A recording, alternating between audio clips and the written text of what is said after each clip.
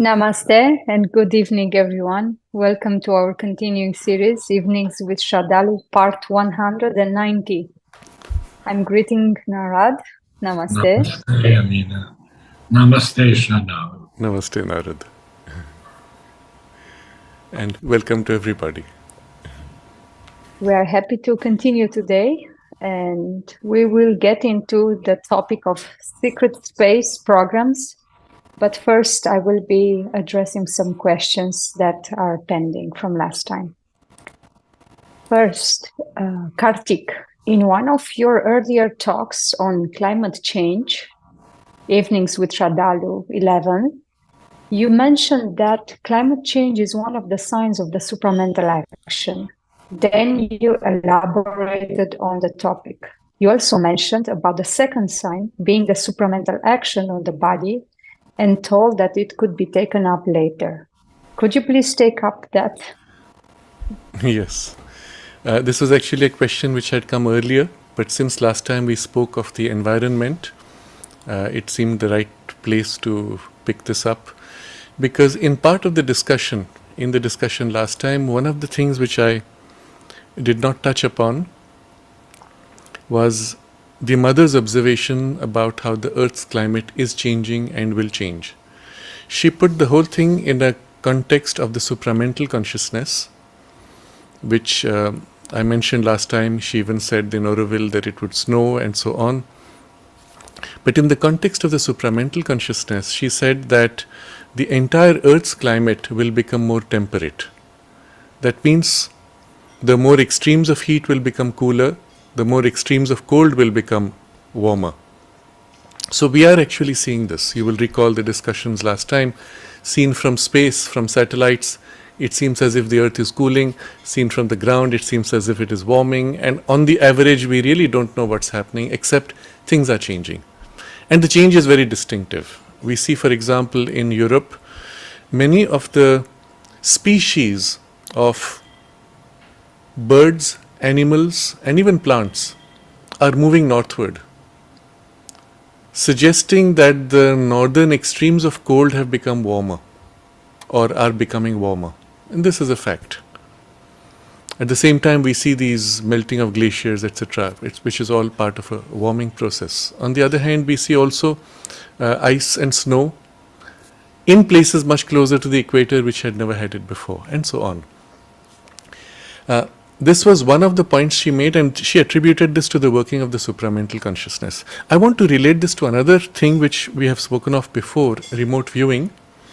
And as part of the military program of remote viewing, some of the things they did was to look ahead at the future. The problem with remote viewing is it's difficult to place in time. You see events, you see the relationships with each other, but you can never make out what is the time frame involved, at least not in the long term, because these things are not fixed. But what they all saw, and this is without exception, is that throughout these attempts to see the future, they would come across some massive event, so significant, so big, so major, that it was almost like a huge mountain in the middle. You cannot avoid it. You hit that event. But the description of it was difficult for them to articulate. But subsequent to that event, they found suddenly everything on Earth has changed. First, the climate had shifted and everything was more temperate. Much closer to what we would call spring, but more or less evenly across the Earth, with variations of seasons, but not so extreme. Second, they found that human beings lived with animals with great closeness, comfort, intimacy, as if they were friends with animals. There was not this present predatory mode in which human beings dominate or destroy animals and other life, and so on.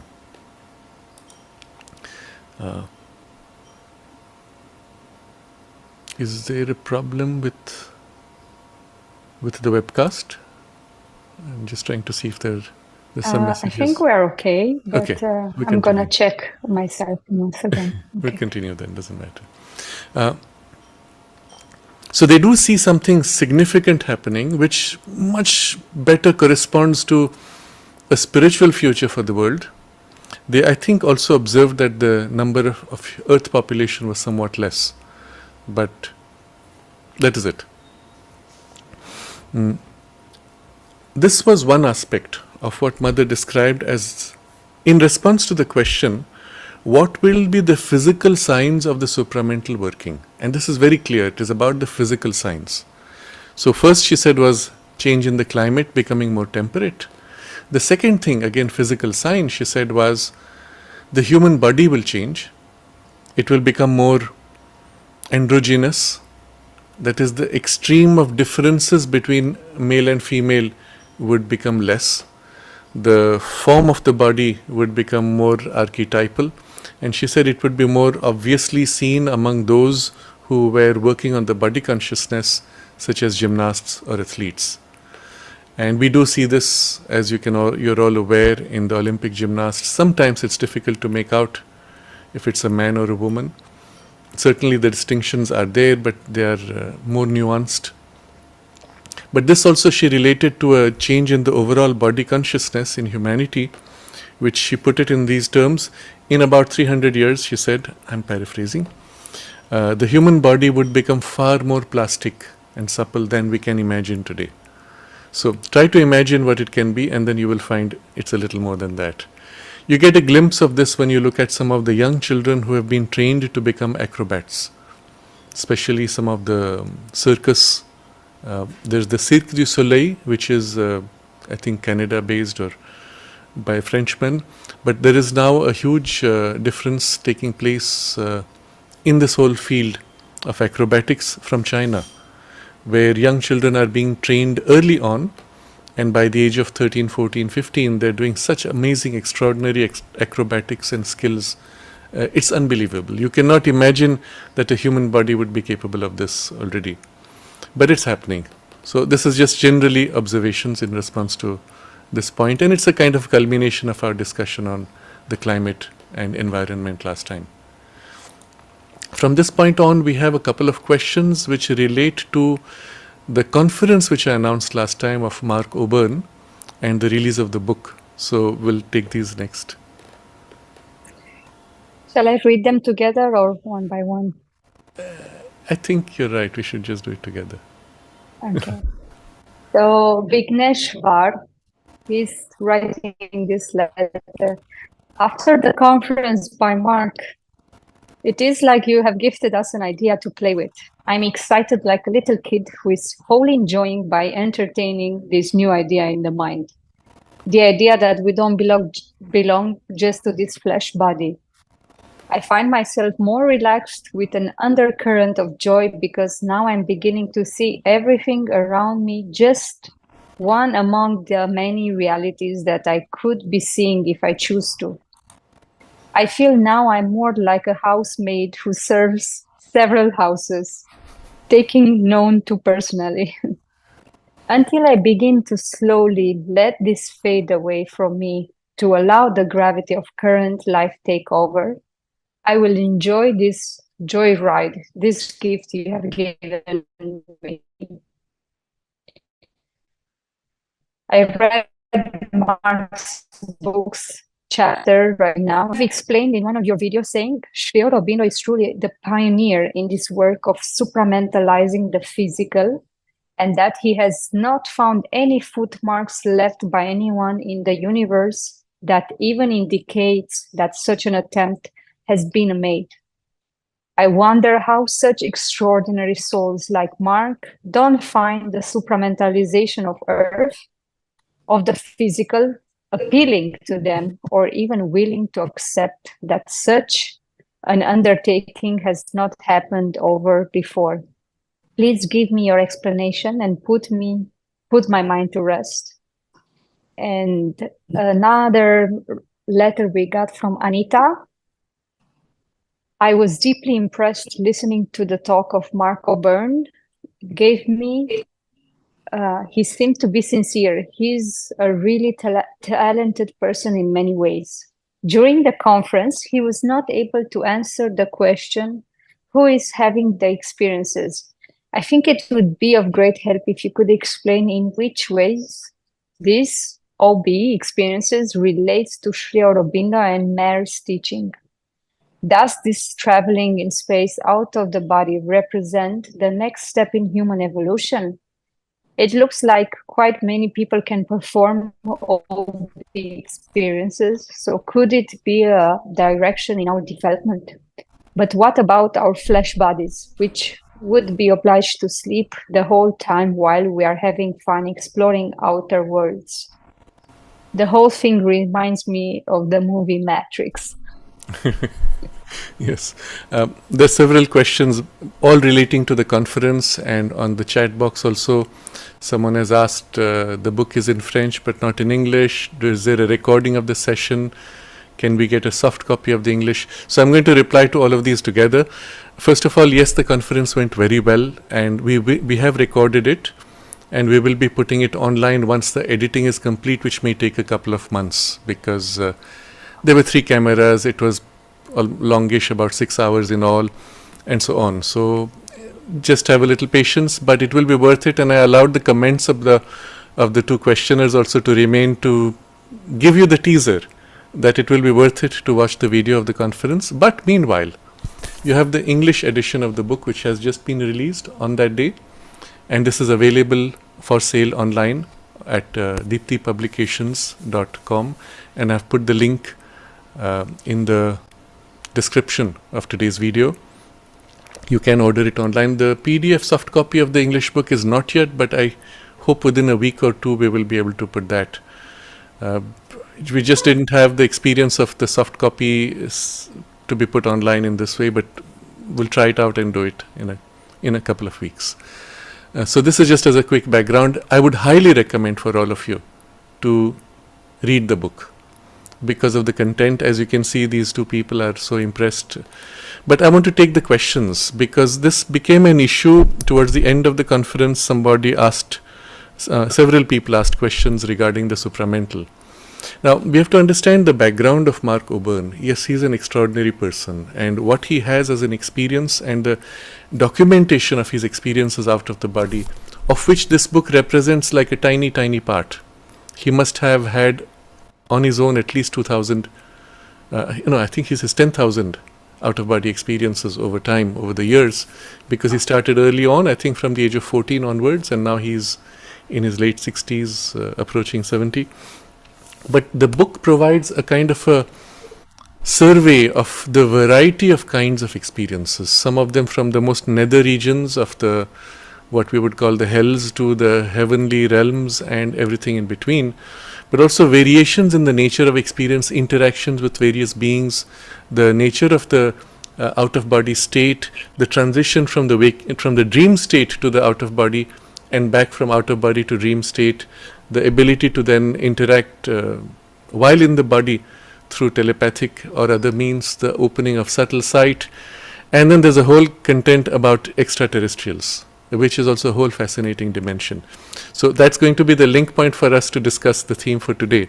But this is just to give you a sense of the content, a lot of which he touched upon during the conference, but the conference being much more focused on how can we, as normal people, have an out-of-body experience. And Mark's insistence on this is that it is something which is so worthwhile that it is worth it for everybody to make that effort. And yes, I think once you read some of the experiences and the nature of the out-of-body state, it would certainly be worthwhile. So these questions derive from that. Let me just look at each of the questions separately. First, Vignesh's question, when he asks, how is it that somebody like Mark, who has such extraordinary experiences, does not find the supramentalization of matter or the body so to be appealing, or willing to accept that this has not been done before? Actually, the problem there is the vocabulary, because he comes with a very different vocabulary and you're throwing a technical term at him without first explaining what it is. So obviously there is a miscommunication there. You must understand the background of Mark from the point he began to have these experiences, including the opening of subtle sight. As a young teenager, he realized that everything he had been taught before was wrong. He had been made to read the Bible multiple times, made to believe that this was so, and he suddenly discovered reality was totally different. And as he went around interacting with people, asking, checking, he found the bulk of the people were not aware of these things, even that there are subtle worlds or the subtle body or the inner sight, the aura, etc. And instead what he found was what we would call a fake spirituality in the guise of religion, or in the guise of what he would call simulation of spirituality, that is pretense of spirituality. And he found so much of it over the years. He found practically nowhere anyone describing these things. And perhaps he did not tap into the right circles, but wherever he went in the public space, even people claiming to see the aura or having out-of-body experiences, he found they were mostly charlatans. And so a kind of a strong reaction to external sources of information developed, which you must understand over a few decades can become quite strong. It's only recently that he came across the Mother's and Sri Aurobindo's writings, having seen a little bit, and then he began to see, oh yes, there are others who have seen and understood and described these things. And naturally he is drawn to, that's why his second visit to Pondicherry. But also he has kept overall his approach that he will validate by his own experience and not go by a belief because of the nature of the belief itself. So when you suddenly throw a question like, has the supramental consciousness something? What do you mean by supramental? What does he understand by it? Unless there has been at an experiential level a transmission, we would be at talking completely different levels.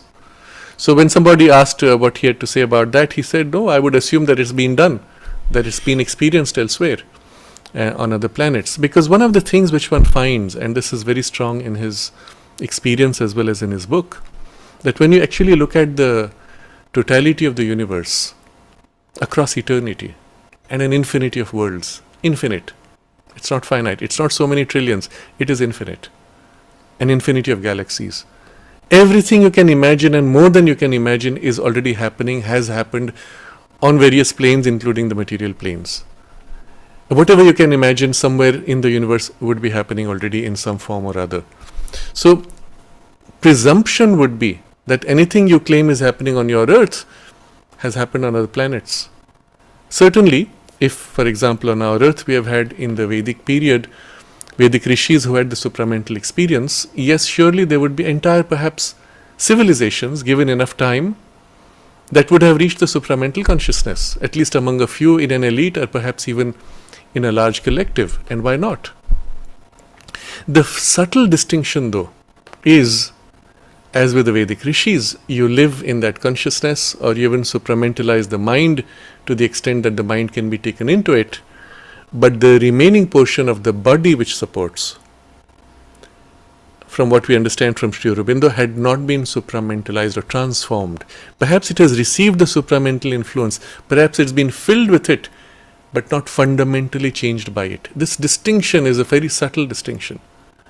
Because in the nature of these experiences, and that is why we have to understand this is not something we talk in an academic and philosophical way. In the nature of the supramental experience, it is something so overwhelming, so complete, so beautiful, that if there is a part of the physical consciousness left out, you might not even notice it. You would notice only if you attempted to make a perfect expression of the supramental consciousness through the physical body. And even there in the attempt, the slight nuances of distortion that you might experience, you might consider, yes, but that's all the body is able to do, and stop with that saying, this is it. There is no more that's possible or even needed. Because all that is up there, including down as filling your body as an experience, would be so overwhelming, so complete and so beautiful and truth. The slight distortions or dimming that comes when it acts through the physical body would not be in itself a cause for concern, or you might not even notice it. Sri Aurobindo himself observes that what he initially described as supramental in his writings, he had to later make a distinction of that world, of that plane, into two parts, one which he called later the overmental and then the other which he called the supramental proper. That distinction, he said, is so difficult to make out, and it's only visible or becomes evident when that consciousness has to act on the physical body to transform it. And then if you find the overmental, which is as complete, or in its higher parts at least, almost a replica of the supramental, is unable to take it beyond a point. And you need to actually to enter that fine line from the overmental to the supramental. And the line is so fine that you would not have noticed it, if not for the action on the physical body. And that's when the distinction becomes obvious. Now, all this I'm going into in some depth because when we read a book, when we read Sri Aurobindo describing all this, we say, yes, and we have understood. But when you experience it, the thing is completely different. And the nuances involved are so important. And if there is not this compulsion to fully divinize the physical consciousness, just be joyous with its being filled with the glow and the power and light of the supramental, just that much, you don't need to do more. So there could be entire civilizations which have that, for example. Or, having had that much, you say, why am I still stuck with the body? Let me just shed it and have the full experience of this in the subtler body, subtle worlds. Why keep tied this gross body which is now unable to take the fullness of it? Which also might have there might be civilizations with that as their goal, as there would have been individuals on earth with this natural conclusion. And again, separating from all this, we have the great rishis, we have great yogis in India. Even today, he says, Sri Aurobindo says, in the Himalayas, who, having had experiences of the Brahman consciousness, having experience of the Satchidananda consciousness perhaps, or the Nirvanic experiences, do not think it worthwhile even to bother with the physical body or the world and nature, because it is so illusory, seen from the Nirvanic experience or from the Satchidananda experience, so irrelevant. Or simply for them being on earth, holding this higher state is good enough.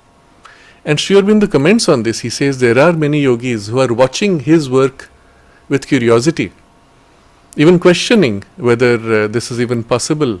They don't believe it's possible, or some say, it's a curiosity, you are trying to do something, fine. We're curious to see whether it works, but it's not relevant, it's not interesting. Each of these positions, there might be entire civilizations or planets full of beings who live by those values. Sri Aurobindo's point was this particular transition, not just to hold in the physical body, but actually transform the substance of the physical consciousness at a cellular level, for the cells to participate in a supramental experience and be then formed by a supramental action and led by the supramental action directly, without dilution, without loss. That has never been done before. Because if it was, there would be an imprint in the universe. And so, from this perspective, you have to understand, unless one goes to all this depth and unless one has an experience of something of this, there is no way one can confirm the validity even of this statement. We take it on faith when Sri Aurobindo says it, but for someone like Mark, who has just recently come across Sri Aurobindo, even the concept of what the supramental represents is just technical vocabulary, some higher spiritual consciousness perhaps, and then the nuances of what this means. Unless it relates to his experience, he is not going to be able to give you an answer which would be justified. And all he can give is what he thinks reasonable based on other experiences, that, well, everything that you can imagine has already happened somewhere in the universe.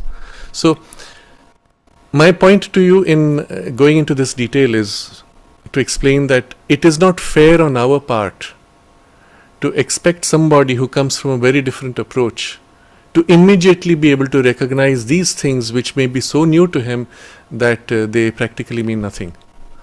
And it does not in any way reduce the validity or the value of their experiences, or even in the cases of people who are extremely spiritually developed or evolved, they may not have this particular concept of a transformation of the physical body, or if they have, it may be a limited concept. And it would not be fair unless you give them the chance first to get familiar with these things and then especially if they're strict on the experiential side, wait for them to gain the experience, to validate and say, yeah, yes, Sri Aurobindo's right. I'm going to go so far as to say, I'm sorry for being a little direct on this. The bulk of the people in the ashram who are, or outside, who are devotees of Sri Aurobindo and the mother, do not have any idea what the supramental means. Because all you can do is read. And it's a nice idea, it's a nice concept. But any ideation of supramental consciousness would just be that a monkey trying to understand what it is to think logically. It will create an imitation, it will create a mental construction, it will have what the mind can best do, an approach to, yes, something like that is possible. And into that a deeper intuition might kick in and say, yes, I can feel it is true. But beyond that, what it actually means as an experience, we are still far from that. And so this is just to give you a background so that you may understand why, not just Mark, anybody coming from a different approach, different base of entry into the spiritual experience may not immediately recognize this and this nuance. And even if you explain to them rationally until it is touched in some way by experience, they cannot give you an answer which would validate or even question Sri Aurobindo's statement. So, since we go on the basis that Sri Aurobindo knew what he was talking about and he was right, I would even say if somebody questions it, having had an experience, then I would say the experience they had was not quite what Sri Aurobindo is talking about. You need to go deeper. And this also happens. I have to be careful how it is said, but there are people who have claimed to have experiences of the supramental, and I don't think it is so. But when one does have an opening, I will even say to the overmental consciousness, the certain signs are very distinct. And one of the points Sri Aurobindo makes is, even an opening to the overmental consciousness, it makes it so difficult to stay in the body. Automatically your consciousness is so widened into an infinity and eternity that you have to struggle to find your body in it. Where is my body? How do I remain anchored in the physical body? It's difficult. It's a huge challenge. And unless there has been a build-up of a continuity from the physical consciousness, this state itself is so difficult to navigate. So, just to give you an idea of the whole thing. But what we do see in Mark, which is remarkable, is a continuity of memory. Not only in this life, down to each day. He can recall in childhood every single day practically, but also several lives, and lives going back many thousands of years. And the ability to draw upon the knowledge and even the experiential content from those imprints. And this you will understand in the vocabulary of Sri Aurobindo when he says that the boundary between the outer and the inner, that has to be dropped, and the inner mind, the subliminal part of our consciousness, has to be integrated with the surface. With just that much done, you will find all this and a lot of the experiences that Mark is able to have or speak about quite freely, they become accessible. So I'll come to now Anita's observation. During the conference, Mark was not able to answer the question, who is having these experiences? No, not quite. He in fact did answer it, but what was obvious was the questioner was incompetent to understand the answer, because the answer is on an experiential level and you can only articulate so much. For example, again to give an analogy, you speak to a monkey about what it's like to think. What does it mean to read a book and to or write a poem or enjoy a poem? How would you explain this? And if you speak in a certain number of words, the person will only reduce to the level of their understanding. And this is unfortunately the nature of the out-of-body experience, because the consciousness there is so liberated from the physical.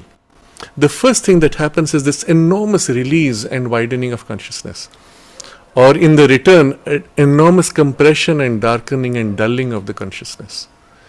Any experience in the out-of-body state is, and Mark uses this phrase 1,000 times more, but it's just a way of saying at least 1,000 times more intense, more complete, more rich, So somebody asked, is it fourth or fifth or sixth dimension? No, it has nothing to do with dimensionality. It is far more rich. Dimensionality is again an intellectual mental concept. You add one more to a geometric appearance. You're still in mind living in boxes. The first thing that happens in this emergence out of the body, and we have not even reached necessarily a spiritual consciousness, is this huge opening into this decompression, into a kind of a state which is felt like as a universality. And so if you say, who is having the experience at that point, how do you describe that state to somebody who's bound in the dulling effect of the physical brain and the physical body? So Mark did give an answer. The man did not understand because you have to experience it. And that was Mark's message finally. He said, you experience it. And then you'll find your words. And yes, there are people who are able to articulate. But again, it's so reductionist, because in articulating you're reducing it. But what is interesting is you can have within that state many variations of states. It's not as if every time it's the same. You have, of course, this enormous liberation, but within that you can be on many states, within many, let's say, inwardly poised positions, and there is a variation based on your current spiritual evolution or consciousness evolution. To be able to reduce that to a single answer is also not very convenient. But so I come to the next part of Anita's question. If you can explain this, the OB out-of-body experience in relation to Sri Aurobindo's and Mother's teachings? Yes, I did touch upon that in the closing part of the conference, where you see the Mother, of course, and Sri Aurobindo both were masters of the ability to voyage across the worlds. Sri Aurobindo has this entire book in Savitri, which is the book of the Traveler of the Worlds. It is, I believe, the largest book in Savitri, because there is so much to say, and he minutely describes all of these worlds. Nowhere have they said don't. It's just that for the objective of the transformation of the consciousness and divinization of life, this is relatively secondary. If you have those experiences, you can use it for this purpose. If you don't have those experiences out of body, you can still continue this work. So the question really is of prioritizing. What does happen as you grow spiritually, at some point, as your consciousness becomes more organized in the higher planes and the continuity is built, you do have spontaneously the out-of-body experiences. So you have to understand, one can have it without a great spiritual development, but as a result of a spiritual development, it is inevitable. But having had it then, the whole objective of the out-of-body experience is twofold. First, to explore more freely all the worlds, the entirety of cosmos across with all the worlds, which is part of the human, or let's say, spiritual experience. We are not intended to be bound in the physical body and its dullness. We are intended to participate in the totality of the cosmos, which is why we want to transform the body. This link is important. Otherwise, you step out of the body and explore all those. You want to experience the physical world, you get into the body and you lose all those. Neither of these is satisfying. Of course, just being out of the body is very satisfying in itself. You don't need the physical world.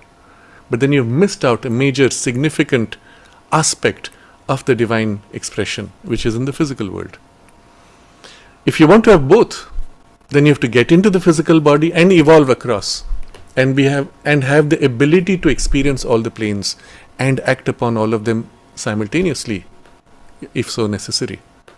So inevitably in the spiritual evolution of the physical consciousness, including, this is a part of it, but you can have this without that, you can have that without this, but the complete experience would be this. Not everyone might want to spend time to develop the capacity of going out of the body, but if you do, and this was the important part of Mark's message, that it's a skill, it does not require spiritual development. And so if you develop that skill, and it does not take much to do it, to have at least a few experiences, then what you experience of the reality and the fullness of reality is so fulfilling, so wonderful, so joyous, that if you do not lose the priority, which is to bring all that here in the physical consciousness, then you can of course stay in it. Fortunately, the life doesn't allow you, because your body is asleep, eventually it pulls you back. Which is a reminder that all that you experience there needs to be brought here and lived here and manifested here. So, if you're a follower of the integral yoga of Sri Aurobindo, those experiences would then help you to make this bridge and assist in the infusion in the physical consciousness and in the daily life and even the transformation of the physical consciousness. So this is something we touched upon incidentally in the conference, where Mark was saying how in the return there is actually an imprint from the ranges of your experience infused into the physical brain, which remolds your physical consciousness, and at least he was talking of the brain only, to the point where your physical mind is able now to comprehend and retain the continuity of those experiences which are of an altogether different grade. And I pointed out at that point that this is actually what Sri Aurobindo is describing as a transformation.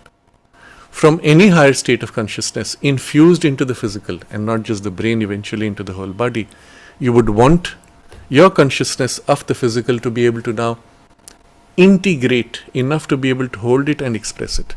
So such would be the nature of the transformation.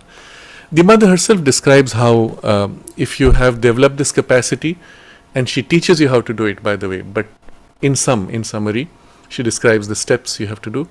She says you can then go out of the body and act on the physical body from outside the body and infuse into it certain things to heal it or to change it and so on. She even said to some of the students in one of the classes that she took in the playground, she said, if you ever come out of the body, come to me and I will take you and show you around into other worlds. She did not teach it to everybody, because as you can see, for most people in the ashram, it would have become a diversion from the primary focus. It's only when you're rooted in the primary focus that this can become an asset and not a distraction. She did teach to a few, and some of them benefited. Some simply said, oh, it's too much trouble, not interesting, and left it at that for whatever reasons. And one particular example is with Huta, where she wanted Huta to paint the scenes from Savitri. She said, there's no point painting with a description and a mental idea, you have to experience it. So the mother herself took her out of the body, took her to various planes, showed her the worlds, gave her those experiences, and then had her paint on the basis of the full impact of those experiences while the experience was fresh. So I'm giving these examples to show you what is possible and what is intended. It's not that your body is going to sleep for the rest of your life while you wander in those worlds. It won't allow it. Your inner being won't allow it. You will be pulled back. And there is always a higher wisdom which leads the process and the journey. You will see that mentioned in Mark's book also. And finally, the question is regarding, I think this completes this part of, so it is not something incompatible. It is not something essential. It can be a huge help and a huge benefit if you take it in the right way without losing the primary focus of the integral yoga. We can go to the next question. Now we are getting into the subject of today. Maya is addressing two questions. If we believe there are spiritually advanced ETs who may exist in subtle bodies and have occult abilities, could they be closer to the ideal and vision of Sri Aurobindo's Superman? And if so, why is it Earth that plays host to the human transformation? If humans and ETs are both occupying the physical world, where will the Superman exist in relation, and what plane are the gods and the Mother and Sri Aurobindo? We can also read her next question, so I'll kind of blend it all in one answer. Can you speak about the real reason for the nuclear explosions above the Antarctic regions, which you mentioned last time? Okay. Yes. So one of the things which we find in Mark's book, his experiences when going out of the body and meeting extraterrestrial beings, but also his experiences in the body meeting extraterrestrial beings, and finally his experiences when out of the body going to secret military bases on Earth including Area 51, including one which he mentions was a military base within Israel, and also certain ET bases, give you a very different perspective of what's really happening in relation to Earth humanity and extraterrestrial species. And I want to explore this a little bit and link it to the theme of today, which is the secret space programs.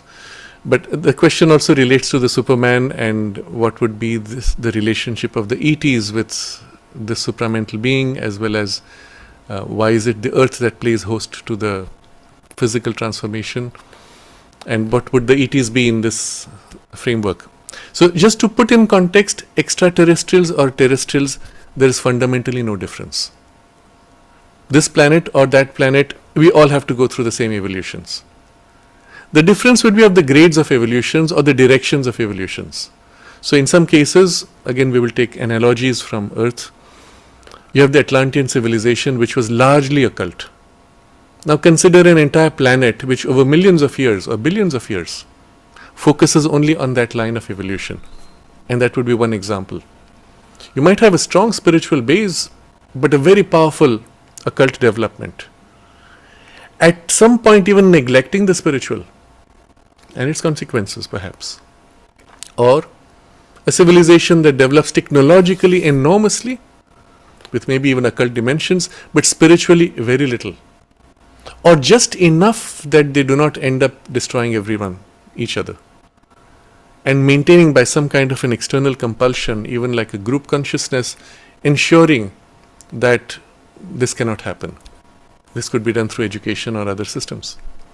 What you might call fascist systems on Earth, where from childhood, but a benevolent fascism, let's say, a benevolent dictatorship. From childhood, you're programmed to think about everybody else and care for everybody. And never even allow yourself to think in terms of violence against another or wars against another. And you could build an entire civilization on a planetary scale for a few million years and have absolutely no other spiritual content to it. And maybe develop technology or occultly, or a little modicum of spirituality, just enough to make it worthwhile to continue. Any combination of these not only can exist, does exist. And once you recognize that the Earth is not isolated, we have been lied to. This is another big lie, that life is only on Earth. Life is everywhere. And we have spoken about this in some of the early interactions that we had on this series of evenings with Sraddhalu. And I had spoken of how even there is life on other planets within our solar system, on some of the moons of Jupiter and Saturn and so on. But those beings do visit the Earth.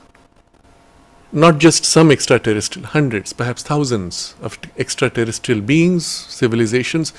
Anyone who develops capability to travel would eventually wander around the universe, and at least within our galaxy, and eventually visit the Earth. And what would be their response on seeing Earth people? Let's go back, let's say 1,000 years. Consider the kinds of wars and the attempts at empires by domination and destruction of each other. And you come to the Earth with already vehicles which are sufficiently advanced, and with it assuming a technology and perhaps even an intelligence which is sufficiently advanced. What would you say of the Earth people? Oh, these barbarians. If we look today back at what the Earth was 1,000 years ago, and I'm speaking now especially of those areas where the wars used to take place, there were also special focal points of very high values, let's say, idealistic even, but those were exceptions. The mass of the Earth. You see, the mass of what the religions were doing on Earth, sometimes fighting in the name of God, destroying each other and so on. What would you say to them? We today, looking back 1,000 years, think about what that would be. And so if we go forward another 1,000 years and look back at that period, you can imagine what it's like. So practically it does not matter which planet you come from. The differences are more of specializations of characteristics, priorities, developmental lines. But from an evolutionary point of view, everybody has to go through the same things. So there are in fact certain ET species whose formation of mind, way of thinking is so radically different from ours that when you feel them as beings, you will find yourself terrorized, overwhelming, alien, inhuman, with no compatibility or even a strong reaction against.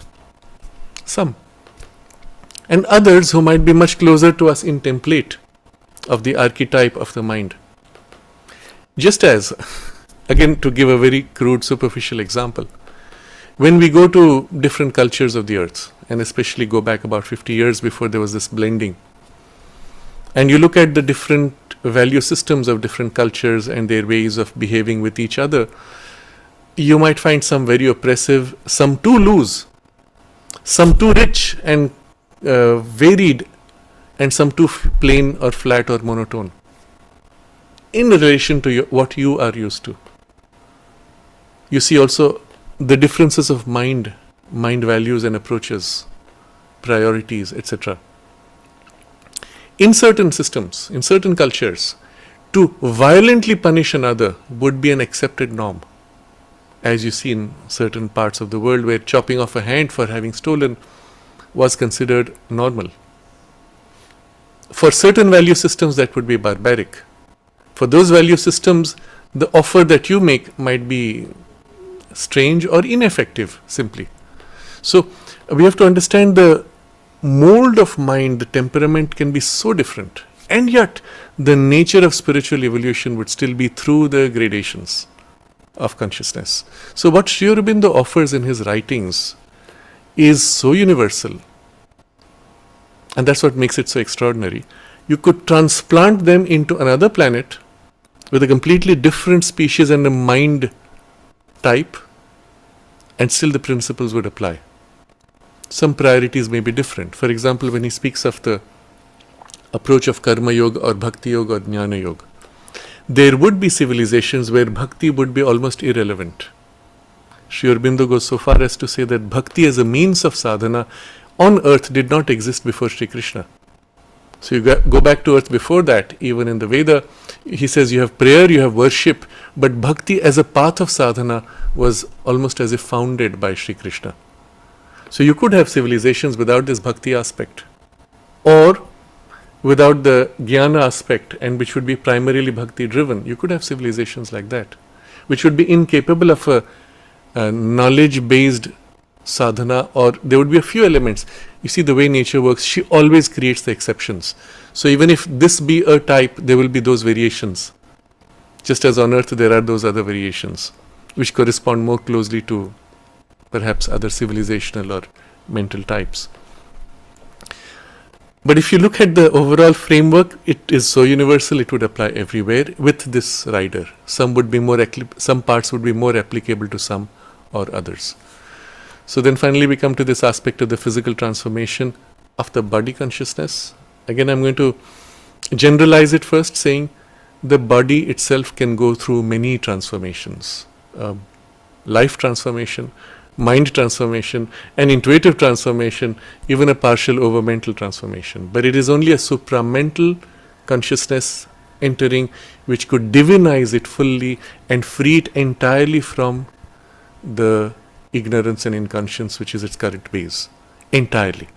You could have a partial freedom and then say this is all that's possible. But that would not be it. All has to be divinized. Then that can only be done by a supramental. So again, there could be civilizations which have done something partially, that they have mentalized the physical body to such a degree that you can literally will your body consciousness to heal itself, to grow an extra limb, or to digest a particular kind of food, or whatever else. And why not? Because it's possible for us. And if we as a species took this as a direction of priority for 1,000 years, we could easily develop this as a specialization. Because it's possible. Therefore, out there are civilizations which have done it. But if you took those mental transformed bodies, it would still be based on an ignorance, not be a divinization. But still, you put that next to a human being of today, and you would say these human beings are such crude animals, instinctively living. Here's a mentalized body which lives by such higher standards, so plastic. And if you did not understand the true nature of the spiritual transformation, you would look at that body and say, is this supramentalized? No, it's not. And that's why I'm saying the vocabulary is just a question of words. You have to understand the thing at the level of experience, and then only we can really speak about what is and what is not. Or, if into this there was an extraordinary intuitivization, again you would find an extraordinary plasticity, even a certain divine power and a power of action and expression with precision and perfection, which would be almost, for our human values, which would be almost divine. Because it's intuitive, the body is intuitive, it can do anything it chooses practically, reshape, recast itself by its intuitive impulse. And you would say, this is divine.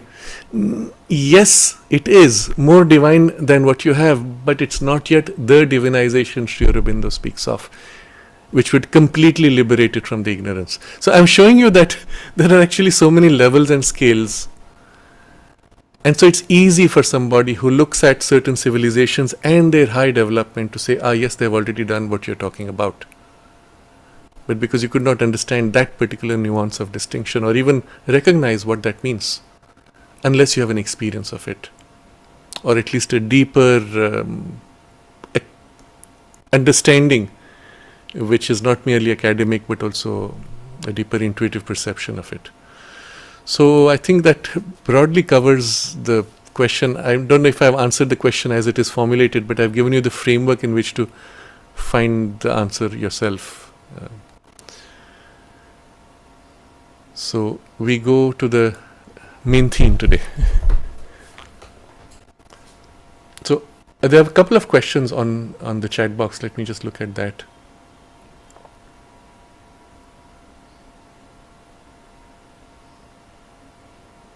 So Madhuri is asking why when we have such experiences we immediately come back into the physical body. Because you have a shock, you have a surprise, and very often the out of body experience would be a few seconds. The first time I had it, and I had this when I was in late teenage perhaps, I was very keen on having it to validate for myself, and I was working on it every day. And one of the methods I had used was to look at the hands and become conscious that you're in dream. It's not the easiest way. What Mark offers you is a much easier way. And I had this experience in an afternoon nap. I found myself outside on the road, and suddenly I was conscious that I was out of the body. And the surprise and the shock and the excitement, of course, pulled me back. But at the moment, I was aware that I was seeing in 360 vision. I was aware in all directions because the subtle body is not bound to physical eyes. It sees in all directions from all parts, even your hands. All parts are seeing, and the mother describes this. And from there, as I came back, as I was pulled back into the physical body, I remember seeing this 360-degree vision narrowing and then becoming like a narrow tunnel and shloop back into darkness with the eyelids closed. And I opened the eyes, again seeing with physical sight. But that movement, it was fascinating. I had continuity of consciousness all the way into the physical and continuity of sight and perception. That was, I think, for me the most significant point of validation. Yes, this is true. But the inner feeling at that point for me personally was that I will misuse this if I pursue, and it would distract from the larger purpose. And I chose to drop it.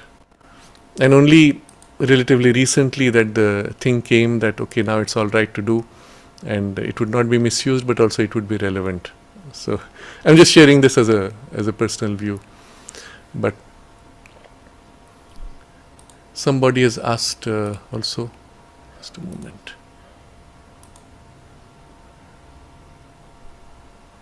Mother says in one of her books that in order to go out one has to have her protection. Yes, of course, implicit to any exploration outside the body or even physically, going out anywhere on a journey, the protection is necessary. Even when people went from the ashram on picnics, holidays, the mother would insist that they inform her, and she would put a specific protection around. And in certain cases she pointed out why the protection failed, because of the person's specific not being open to her. but rather turning to something else and asking for help. So her help was not able to act effectively, and things like this. But if you take that as a general principle, yes, it would apply equally to the out of body state, but that does not mean you have to be afraid to travel or to go out of the body. And there are certain basic precautions one can take, and so this is just to put that in context. Yes, of course.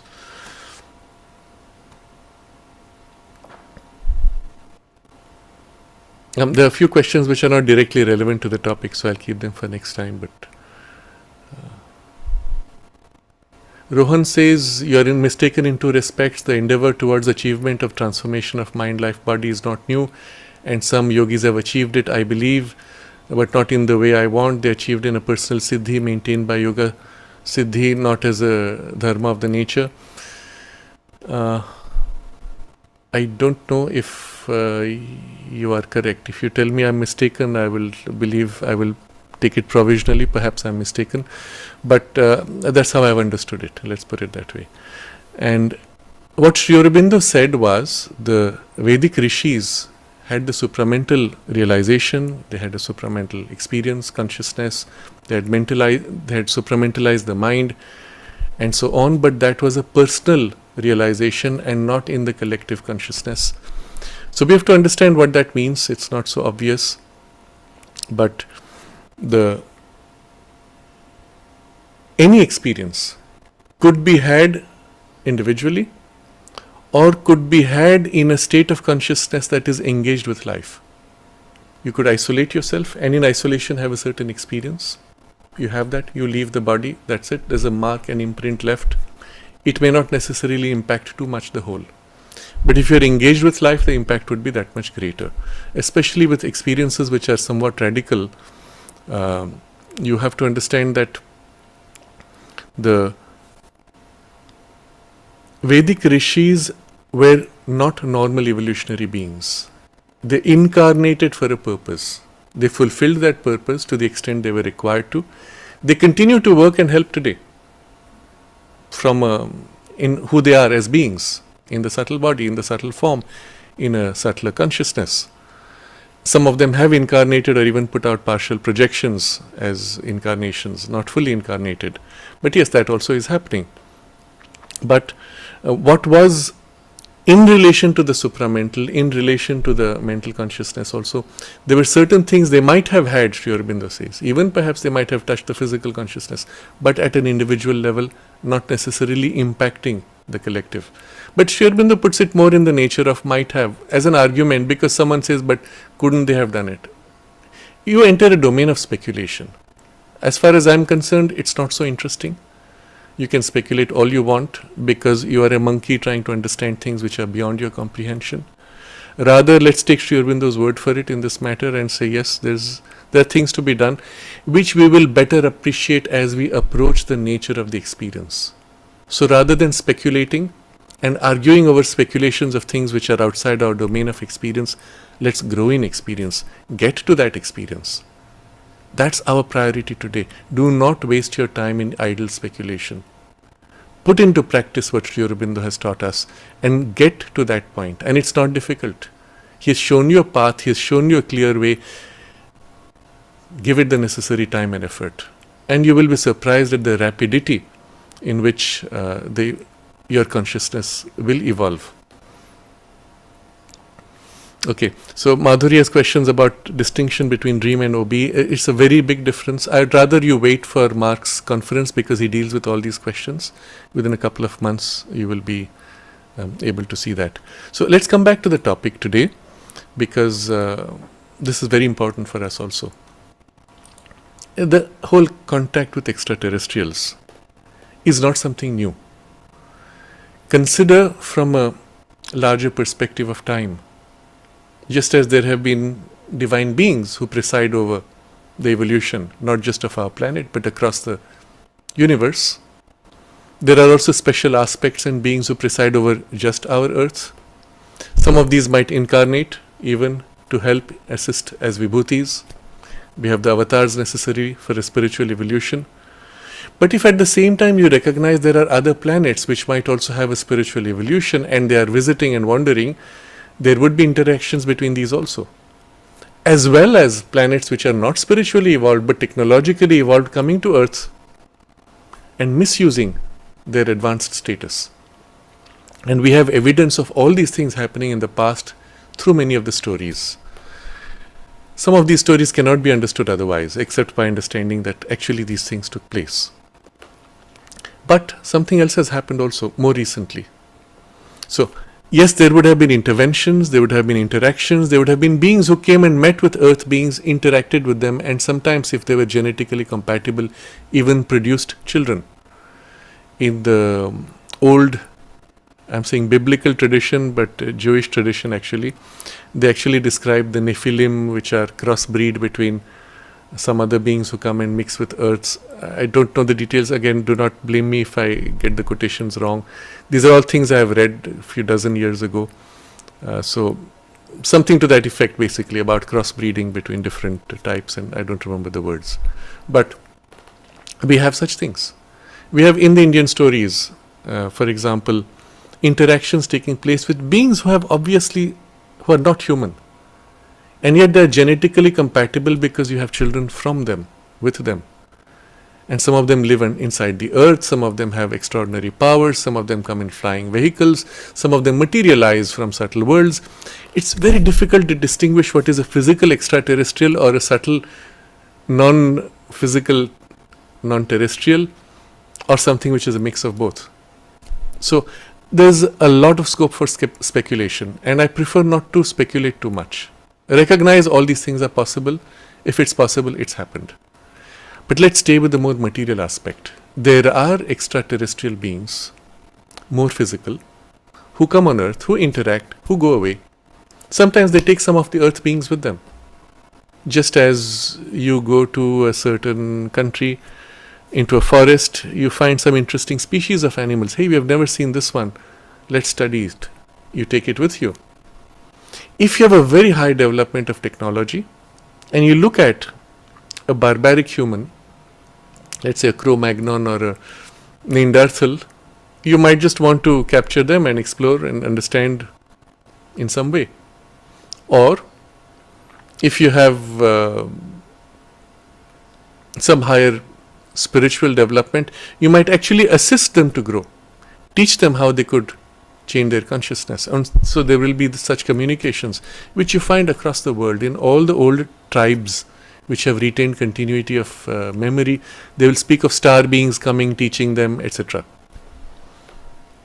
Of course, you don't need ETs. You can also have incarnations of divine beings who are of a human evolutionary line, also incarnating to give the same knowledge. So it's not that one is exclusive. A lot of literature of ETs will say, oh, it's ETs which brought everything. No.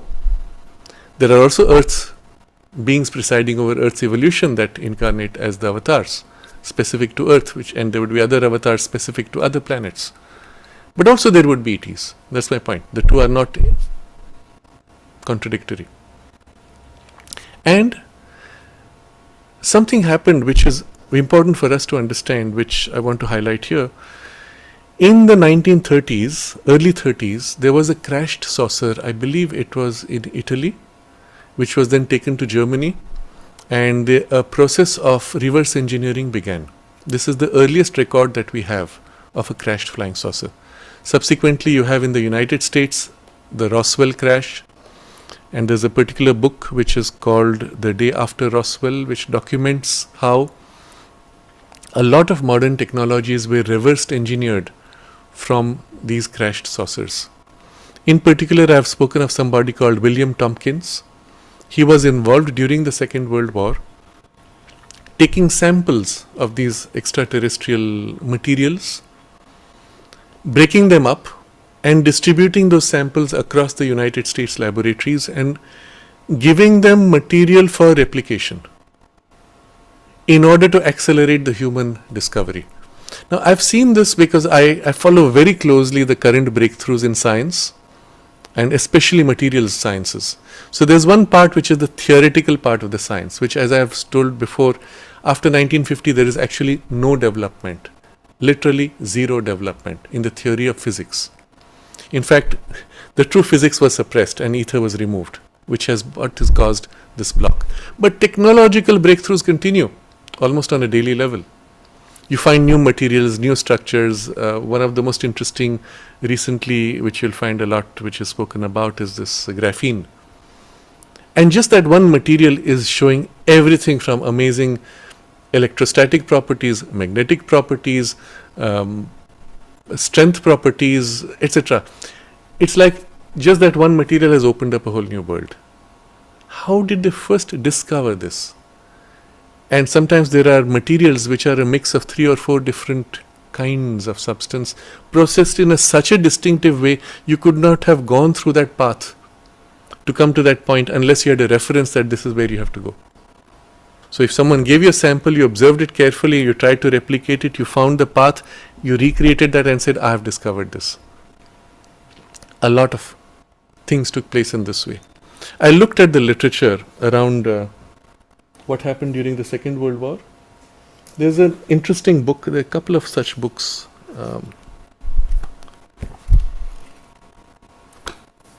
Don't know if it's okay to promote this, but here is one example of one such book, which is called Hitler's Suppressed and Still Secret Weapons, Science and Technology. They're not Hitlers, they were German scientists, but during the 1930s and 40s. So that's why I said I wonder if I should point to this as it's nothing to do with Hitler. But what you do see, 1935 to 1945, in 10 years, a series of radical technological breakthroughs, which you cannot explain unless there was, like I said, some reference of which direction to go to. For a long time, I accepted that it was just the intelligence of the scientists and their commitment to national development. But if you look at the nature of those breakthroughs, there were jumps, large jumps, including, by the way, the equivalent of laser and night vision and things like this, which, unless you had a reference, could not have been done the way they were done, at least. Some of these then became a reference for technologies which got popularized 20 years later. So it's as if the thing found was kept secret, used secretly at various levels, and eventually allowed to percolate or rediscovered on a more civilian program, and so allowed to continue. And there we get a first hint that from the point you start reverse engineering and developing these technologies, you have made such a huge shift in technology that you break away from conventional civilization. If, and as was the case during the late period of Nazi Germany, they were able to crack also anti-gravity. You had what were called Foo Fighters, and there were 2 kinds of these. These would come from the ground straight up, from the research centers. They would go straight up in the air and hover like balloons. And the British planes would come and these things would follow the planes. They would go on the wing or go behind, sometimes come in front, go up and down, just like modern flying saucers. They were the earliest recorded example of flying saucers seen during the Second World War. And sometimes when the plane would come near, suddenly the engines would shut down. These things would move away or they will go straight down to the centers. In Peenemünde and others, these were specifically known research centers. So when the Allied powers went into Germany, they did not go to concentration camps. They did not go to military centers. They went to the research centers and seized the scientists and their documents. Among them were certain ones where actually scientists were shot. One of these centers, again, it's a vague memory, it was perhaps based in Poland at that point, where they were experimenting with anti-gravity crafts.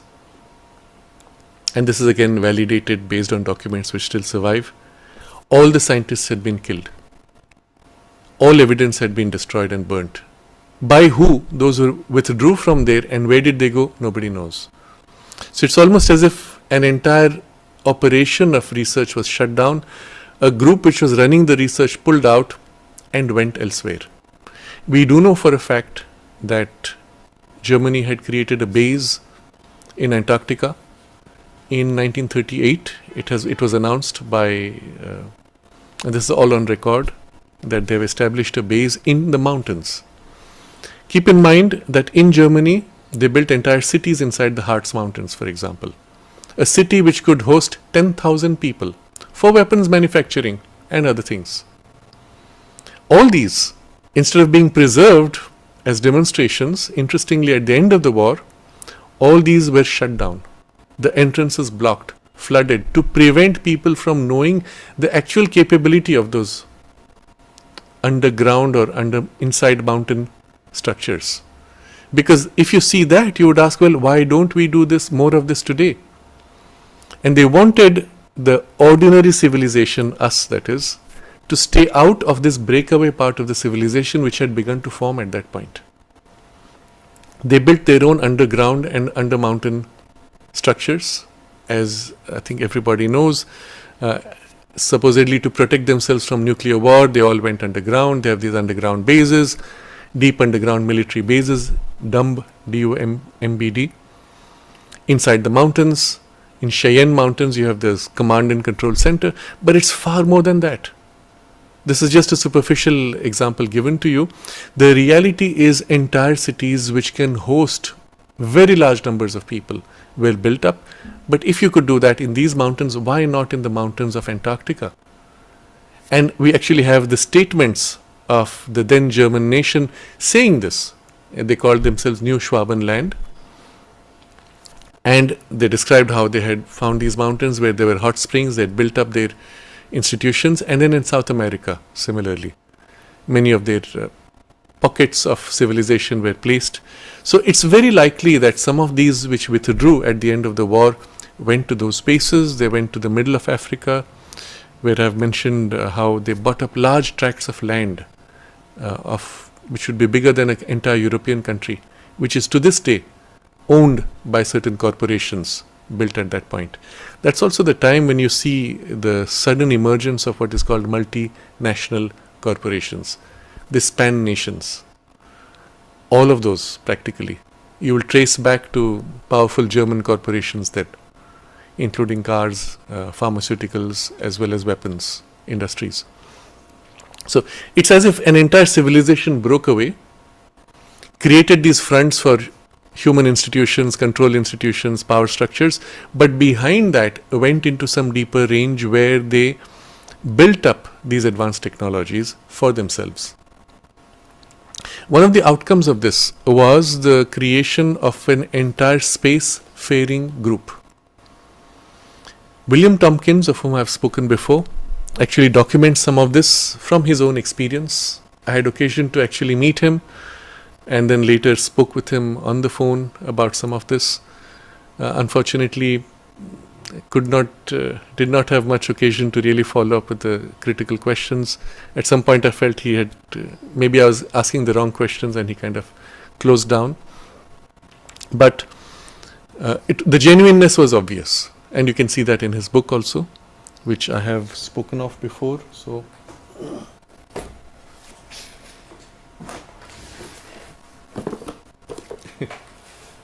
this is the book selected by extraterrestrials. And here is another book which documents. It goes into a bit of a questionable area, but the documentation is solid. The circumstances of the conclusions might be questionable, but it documents the fact that at that point Germany was working on flying discs and had successfully replicated some of these, demonstrating flights going for several hours, and this is part of documentation. What happens further, we don't know. So this is just to show you that actually such things have happened, and the consequence of it is that at some point this human breakaway group aligns with an extraterrestrial group or more, because they have similar capabilities. They do meet, they do interact, they may build alliances and make certain agreements. There is another book which is actually quite surprising, this which I have perhaps mentioned long back, Free Energy Pioneer John Worrell Keeley. The book describes this man and his work, but the second part of the book, which is here, it discusses secrets of occult technology. And it describes how there was actually a tradition for occult technologies, and by technology I mean physical technologies, not occult sciences. Physical technologies, but held within certain occult groups, which had demonstrated the capability to be able to counter gravity or modify inertia. In the United States, in 1895's about, there was a flurry of sightings of flying boats, which were reported in all the headlined in many newspapers of that period, including some of the most reputed newspapers. So what happens? There's the farmer, he sees a boat that's flying, a ship. It lands or comes close enough, they drop an anchor, and the human beings, they call down, can we have some food, can we have some water? One of them climbs down a ladder, they exchange things, greet each other, go back. They're all humans. And then that thing moves on. And these descriptions are reported in local newspapers. There's a chain of reports going across cities, so you can see this craft is moving from the west coast to the east coast in the United States. Now, what is interesting is in that book, they actually document one person who was part of a group, if I remember right, Aero Club or something, who was part of the group that actually built these ships. And they had a technology which they describe as a gas that they produced, which once they released the gas on a physical shape of a ship, because you didn't have the technology to build the flying discs at that point, so wooden boats or metal boats, they would pump the gas on it, and the entire thing would as if lose its inertia. You could then easily lift it, you could easily float it, you could push it, and so on. And then if the gas was allowed to fade out, after a time gradually it recovered its inertia and became heavy. Now this goes completely against everything we know about physics. Or more correctly, it goes beyond our current physics, which actually says inertia is a fundamental quality of matter and can never be changed. That is a reductionist physics. And the reality of this is, it's validated even from the occult experience in the physical body, when you relate to the body from the subtle body. The gross physical body does not have any compulsion for physical inertia of this kind, and it is modifiable. And there are ways to modify it, and this is one of the very unusual descriptions we find. And all this is to show that there is an entire technology that goes back more than 100 years, and a knowledge which has been consistently kept secret, so it's not something new. And with the reverse engineering of the crashed saucers, a lot of this then took a different direction. Naturally, the first attempts to replicate the flying discs, flying saucers, was to actually make those long cigar-shaped spaceships. Why? Because you already have a technology to build submarines. A submarine is designed to protect from pressure from outside and hold pressure within. Take the same thing into space, it's a pressure from inside out, so as not to explode. That's all. And the extent of the pressure is much less. But you have the capacity, and it's much easier to build a submarine than to build other shapes. And so some of the early crafts were actually made, first of all, in disc shape, but also in cylindrical shape. And many of these were actually taken to outer space at a very early stage of the program. Parallelly, NASA was a public front for a military program. To this day, NASA technically is under the military, US military. But that was the public front where you had the rockets launching. We have another person who was part of the US Air Force who had contact with extraterrestrials in the Nevada region near Las Vegas. The Nellis Air Force Base. He was part of that. And from there he was permitted into the deeper ranges where the secret testing used to take place. And he had contact with ETs who were living in that region, surprisingly. And he documents how some of them would come to Las Vegas. They would put on makeup, cover themselves, put on clothes which covered their distinctive features, and then go and play in the casinos or some of the other entertainment of Las Vegas. And these were accompanied by US military to protect them. So suggesting, and he actually speaks of this quite openly, of agreements between the government and the extraterrestrials who had been there much before. They had a base there already.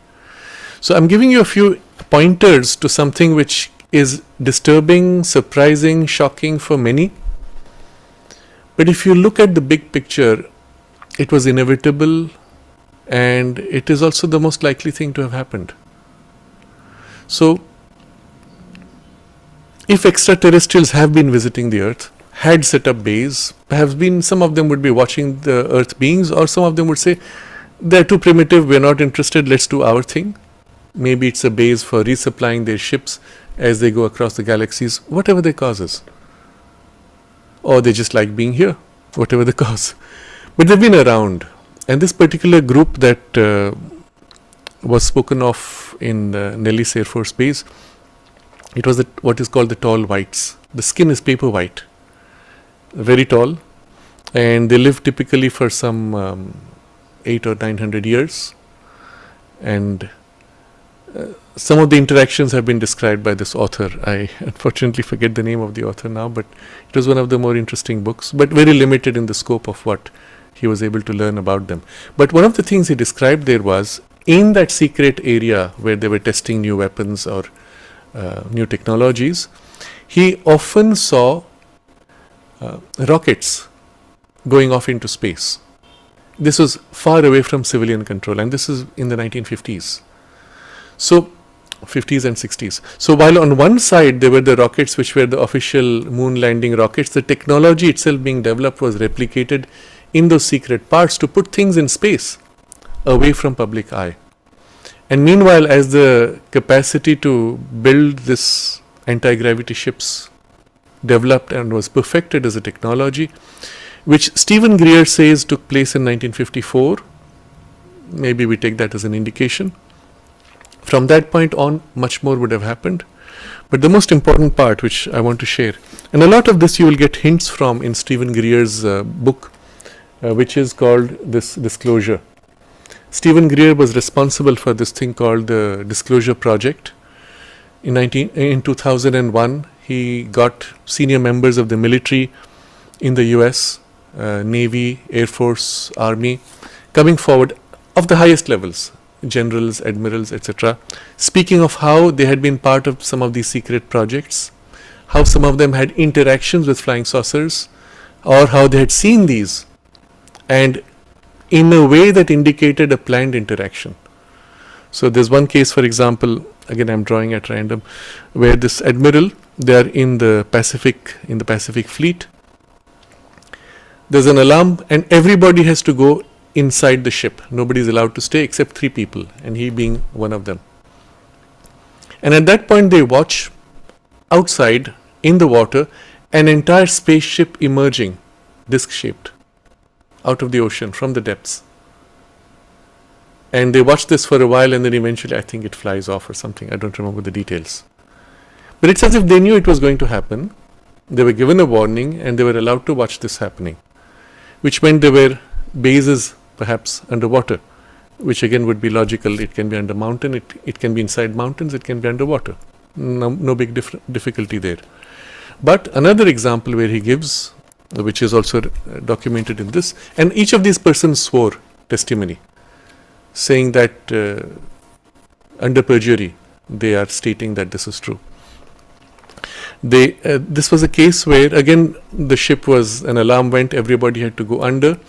This was one person who watched as a flying saucer came and landed on this aircraft carrier, and a US admiral came out, had a meeting, went back in the flying saucer, and it flew off. I don't remember the year now. But this is to show you that actually there are human technologies which have replicated, but also human beings have interacted with some of these ET groups for this purpose.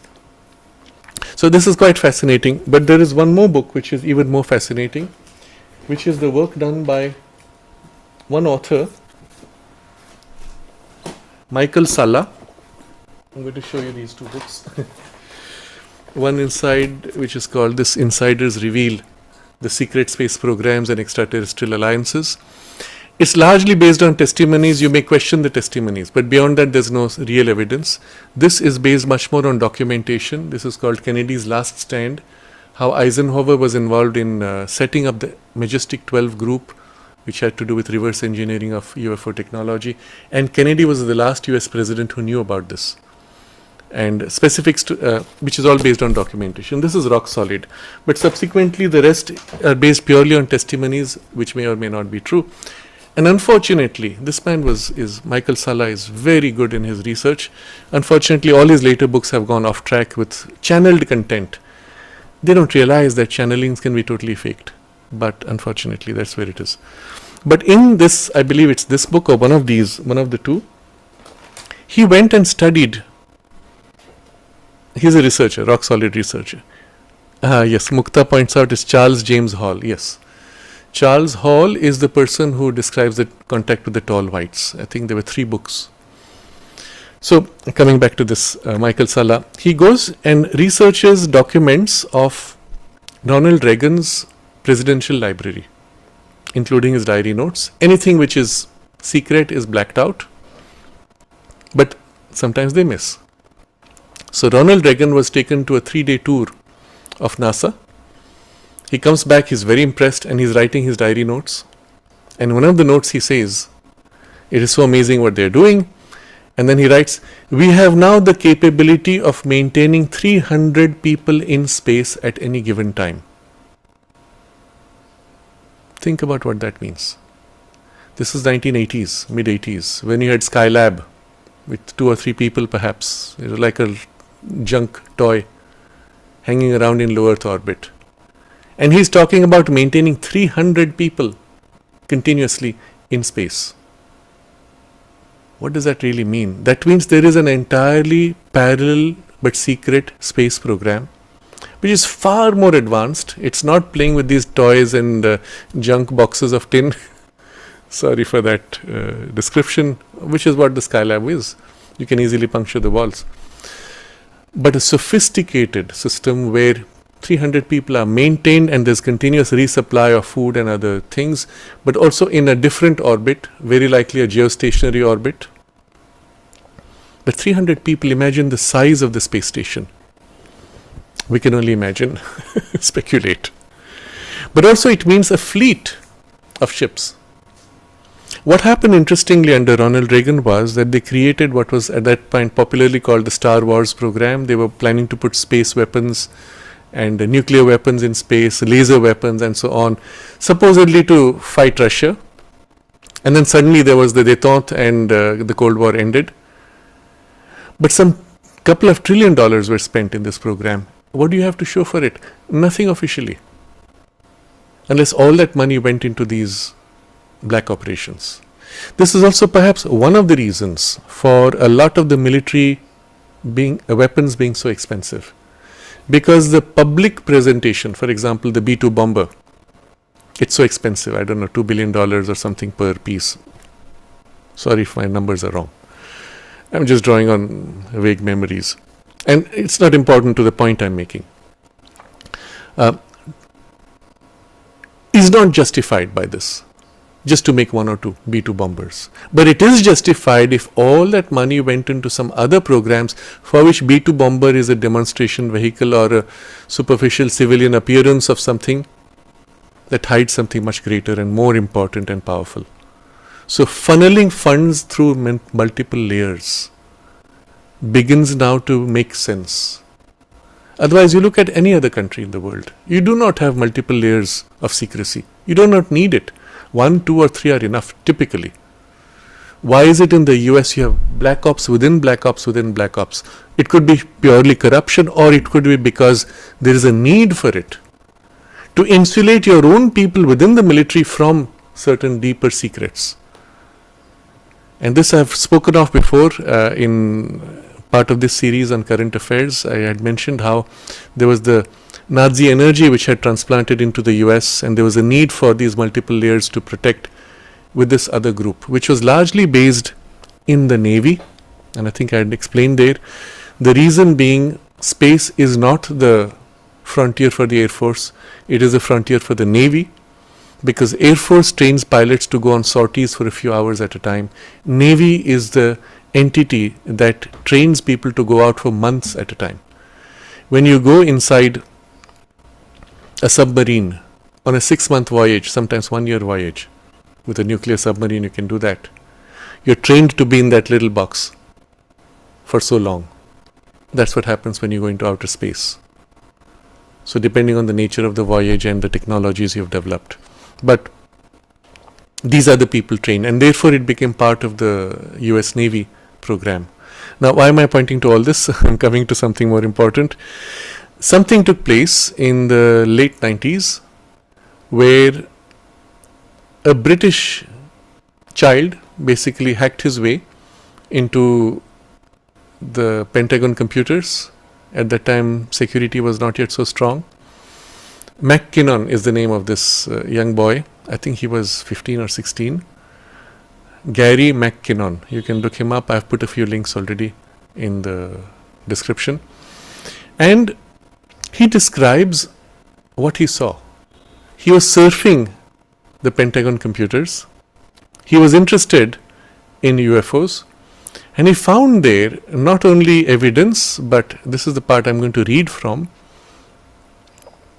He says his dial-up connection was very slow. He says, I got access to Excel spreadsheets. One was titled Non-Terrestrial Officers. It contained names and ranks of US Air Force personnel who are not registered anywhere else. It also contained information about ship-to-ship transfers, but I have never seen the names of those ships noted anywhere else. The interviewer asked, could it have been some kind of military strategy game? McKinnon, the military want to have military dominance of space. And then he says,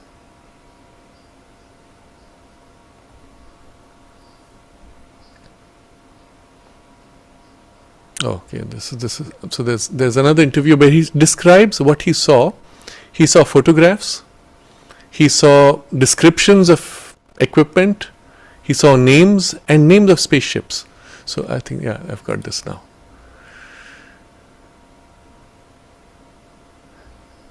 So I found a list of officers in the non-terrestrial officers section. This does not mean aliens, but the fact that they are not based on Earth. They were serving a fleet that was not American Navy ships, but spaceships away from our planet. Gary explained his initial shock and disbelief at uncovering what he believes is proof of aliens visiting the Earth. He said, it's a fact that there are objects we don't understand flying around in our skies.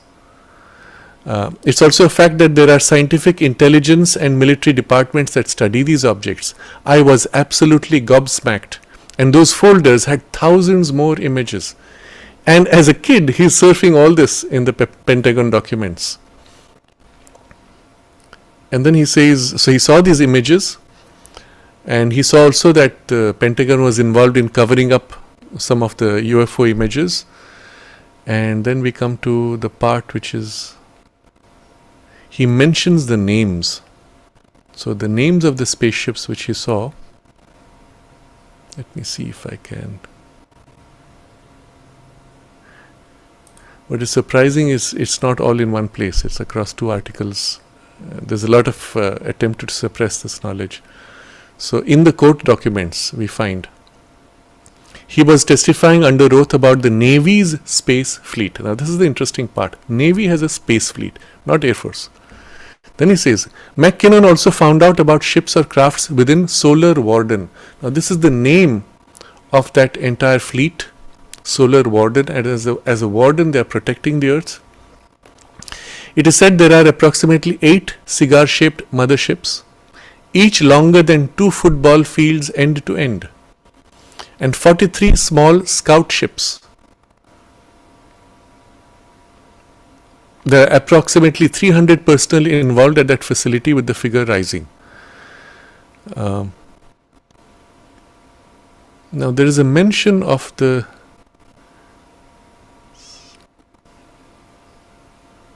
sorry, I can't find it right now. So the mention of the names of the 2 of the ships which he saw, and what was interesting is USS is how the Navy ships are named, USS something. These were USSS, meaning space ships. There was an extra S because of the spaceships. So he mentions 2 which he recalls, and you must understand he was at that point under threat of being jailed, and they wanted to deport him to the US. So he revealed just enough to prove that he had more knowledge. He claimed he was not able to screenshot or save enough, And that was the basis on which he was let go. When he promised he wouldn't reveal more, they allowed him to go.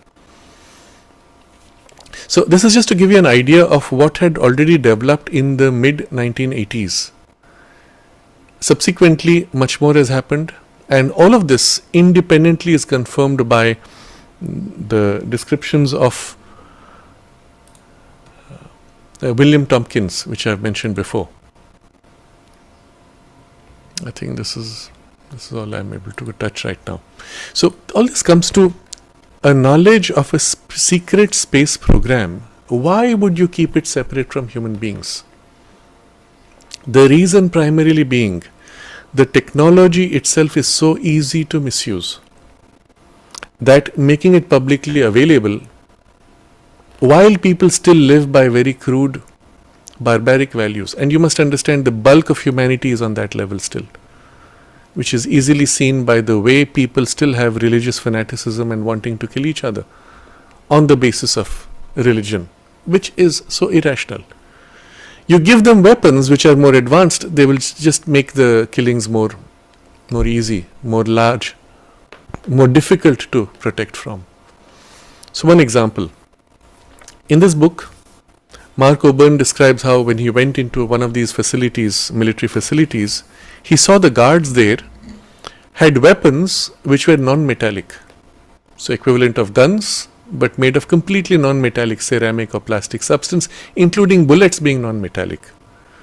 So I don't think he mentions why in the book, but when I asked him what was the thing, because in the out-of-body state he was able to perceive a lot of these things, he said it was because they were doing experiments with very strong electromagnetic fields, and any metallic substance in the vicinity might cause some disruption or would break or damage even the weapons.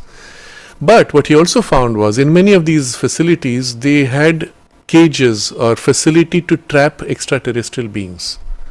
Now this is something quite troubling, because as you know, the Roswell crash also had 3 extraterrestrial bodies. Some were damaged, one apparently was alive.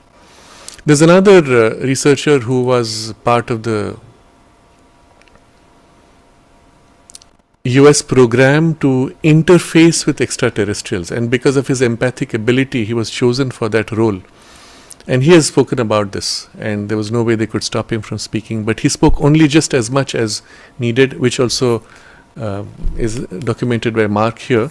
He spoke just enough to make people conscious of what's really happening, and there he spoke of how sometimes these ET beings would recognize that if some technology was taken away by earth beings, it would be misused so much that they rather prefer to destroy it.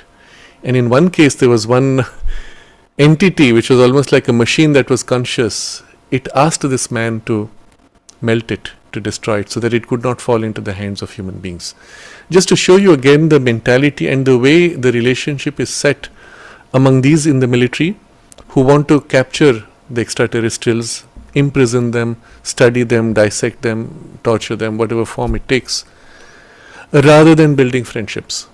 So there are many subgroups within the military. Not all of them are part of the breakaway civilization. Not all of them are very refined or developed. Some are of a very crude kind. But this is all happening behind the scenes. And a lot of such evidence exists for this, quite independent. So I'm going to complete with this one important idea. From the extraterrestrial perspective, when you see this behavior, that if you were to appear before the earthlings, that they would imprison you and torture you and steal the technology basically to have better wars or better weapons of wars. You don't want to interact with such beings too much. Of course there are the exceptions. Of course there are earthlings who are different, but they are not yet in a majority. So there is a certain requirement at a planetary level for the planetary evolution to rise to a sufficient level of basic mental values which are compassionate and not based on fear or domination, which we need to reach before we can have this direct contact with extraterrestrial beings in an open way, and perhaps even an exchange of technologies and learning from each other. And this would obviously form part of the real spiritual evolution. But I'm saying even without a spiritual evolution, we need to evolve on a non-spiritual level first in order to be able to be less barbaric, less animal, less crude. And unfortunately, we're nowhere there. And this is the reason why, all the more, the current phase of human evolution and crisis is all the more poignant because there is already within our existing humanity the necessary technologies, not only to go out into space but also with the free energy and anti-gravity to revolutionize Earth life. But if you make this available to a people that is still semi-barbaric, you know it will be misused and it will be destructively misused. What can we do to emerge out of this barbarism as quickly as possible? Can we do that? And there is a group, as we have spoken already, which we have referred to as the Cabal, which wants to push humanity lower into barbarism, further creating this split. And then there are those who want humanity to awaken and arise out of this barbarism into something which is much higher and perhaps even awaken to its spiritual potential. But all of this, you will see, will align with the fact that as we grow spiritually, we are also open to a wider universal consciousness. And it is at that point that we would be worthy of, let's say, universal communications and travels also. But even without the spiritual development, one can universalize a little bit even our mentality with a bit of goodness, and that would get us quite close. But I'm putting this in the evolutionary context.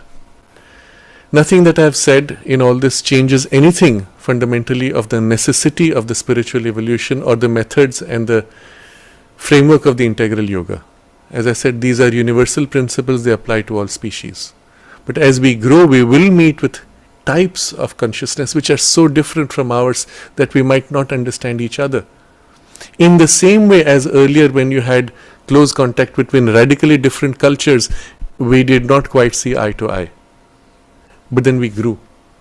And if we can say in the last 50 years particularly, across the earth, there is a much better mutual understanding across cultures, isn't it? So we have grown through that contact. We have become more wide, more supple, more free, even accepting even when we don't understand too much. But something like that on an even more radical scale is waiting for us to happen. And I would encourage all of you who are interested in this to further explore these lines. I've indicated some books, I've put a couple of links. But even if it doesn't interest you to explore in depth, use these insights to broaden your perspective of the nature of our reality and our place in the universe as conscious voyagers in the vocabulary of Mark Obern, not just out of body but also physically, using technological means to go and explore the worlds and star systems and even galaxies, which you could do going out of the body, you could also do technologically. Benefits are different in both, but nothing prevents us from doing one of these or perhaps even both eventually. And so I think with this I'm going to pause for today. There are a couple of questions or comments maybe we'll take up next time, but for next time I propose to close this series with an observation of the nature of the technologies for free energy and anti-gravity and how simple they actually are, the principles behind. But also understanding this, I would like to conceptualize how our civilization could actually put this into practice and how different our life could be, with actually no need for money, no lack of any kind, and a freedom to grow in consciousness and evolve freely without any kind of material lack for anybody. We do not need to have poverty. We do not need to have hierarchy. How is this even possible? And you'll be surprised how simple it is in the way we will describe it. So I propose to close this series with that. If there are any pending questions regarding themes we have covered so far, feel free to send them on the email ID. Because I will take them up and then complete with this topic and close the subject next time. So this is where we are. Anything, Narad or Alina, if you would like to share, if you want to say something. Hmm.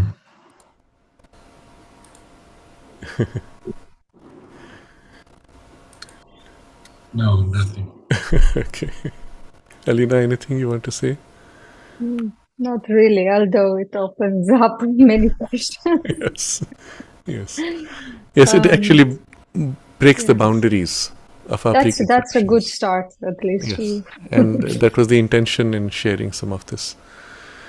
Arushi asks if somewhere spiritually advanced, then they would want to come to the ashram. Yes, of course. Some of them would have come and had darshan of the mother and Sri Aurobindo also. The mother observes how she saw a flying saucer going across while she was playing tennis. She didn't say anything to anyone because she said, normally I see many things which people don't see. And then somebody, I think it was Udar, who said, oh, we saw a flying saucer. She said, okay, so you also saw it. So she was used to seeing much more.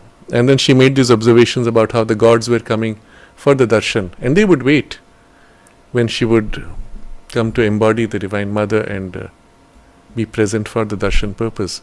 So, the thing is, in our human vocabulary, gods are any higher spiritual beings disembodied, but sometimes they could also be technologically and spiritually more evolved and coming for that same purpose.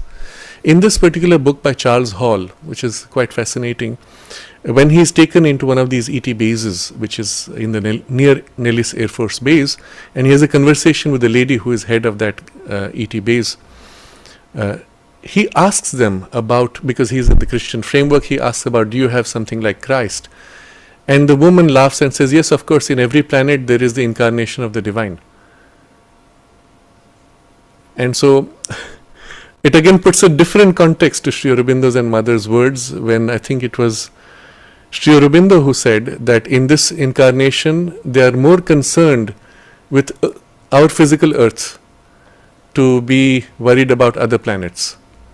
And he makes this pointed observation, which is quite remarkable for him to say that. That means their focus in this is for this physical earth.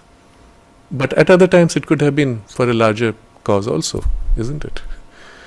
So anyway, we'll end with this.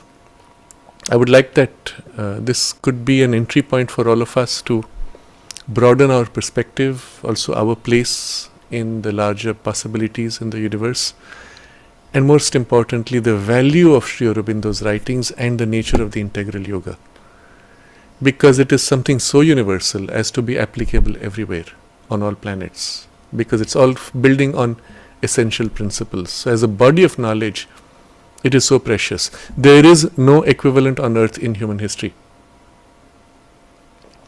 No religion, no sacred text comes anywhere close to this for what it is able to transmit as content of experience, but also as knowledge for the purpose of evolution and deeper understanding of the human